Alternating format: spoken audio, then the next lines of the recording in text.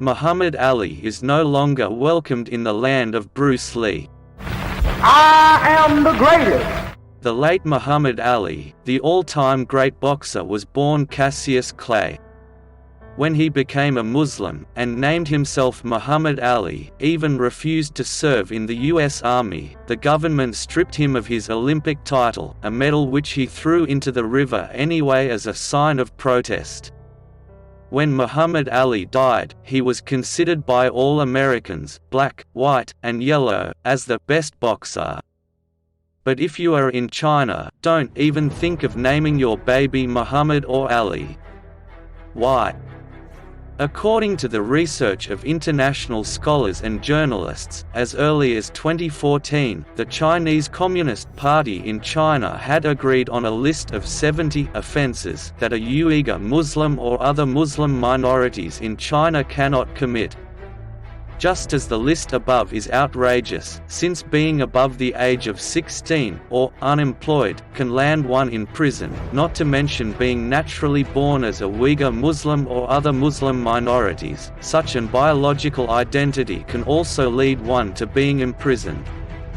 It goes without saying that China has indeed lost its ability to think rationally about how to treat and respect other minorities. One of the most outrageous examples is naming one's baby boy Muhammad, the most revered name of all 1.3 billion Muslims, but the risk of being put in a detention center for naming the newborn Muhammad anyway.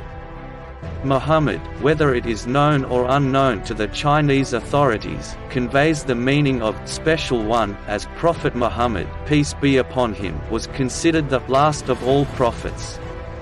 After him, there would be no new prophets to guide or warn human beings how to conduct their lives to earn a better station of their lives in the next.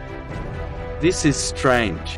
Bruce Lee has always taught Chinese way back in 1960s to be color-blind. Bruce Lee even taught them Kung Fu, an art form which can defend yet also kill one's opponents. Why did Chinese Communist Party become so racist? Even the banning of the name jihad makes no sense. Jihad, which comes from Arabic root word yahada, means to exert one's efforts to be a better all-round person. It does not have any violent connotation of being a suicide bomber or the likes. None at all. This is why Jihad Akbar, or the Greater Jihad, means the ability to conquer the lust and desires of one's soul.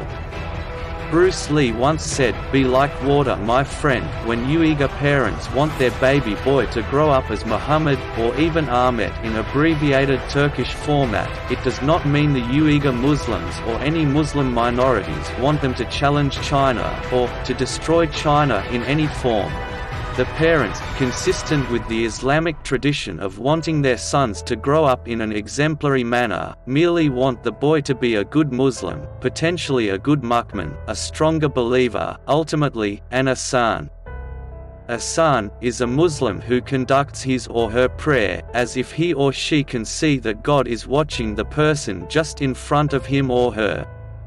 In simple Islamic philosophy, this implies the quest for taqwa, a sense of constant mindfulness about God, especially what is good and what is not allowed within the context of Islamic jurisprudence. If China seeks to ban the name Muhammad from all Uyghur Muslims and Muslim minorities in the country, this can only imply that China has acquired a serious case of Islamophobia, whether due to the events of the attacks of September 11, 2001, or some radical extremists in Xinjiang going on rampage in 2014, leading to multiple casualties to the Han Chinese. Bruce Lee and Muhammad Ali, had they been Alice, would have stopped the violence. Boxing and martial arts are about self-discipline. But China seems to forget that it is a living civilization, just as its officials like to claim that China has been in existence for more than 5,000 years. Even the Shaolin Monastery continue to exist, and their martial arts exercises can even be seen from satellite when they practice by the thousands in formation. Be that as it may, if China had been around for such a long time, having further developed into a sophisticated economy and society, then why does it have to fear the name Muhammad? Bruce Lee, if he was alive, would not be afraid. Neither would Bruce Lee's wife Linda or daughter Shannon. No one would be afraid of Uyghur Muslims, let alone build more concentration camps to detain the Uyghurs. Besides, Chinese policemen currently outnumber the Uyghur Muslim population by a ratio of 9 to 1, not to mention the hundreds of thousands of cameras that are deployed across Xinjiang, which is 3 times the size of France, to survey every aspect of the lives of the Uyghur Muslims. Modern, perhaps postmodern, China has become overzealous in its attempt to attack the so-called 3 evils: separatism, splitism and secessionism. Beijing has neglected its long history with Islam, the basis of which is the core of the Belt and Road Initiative (BRI).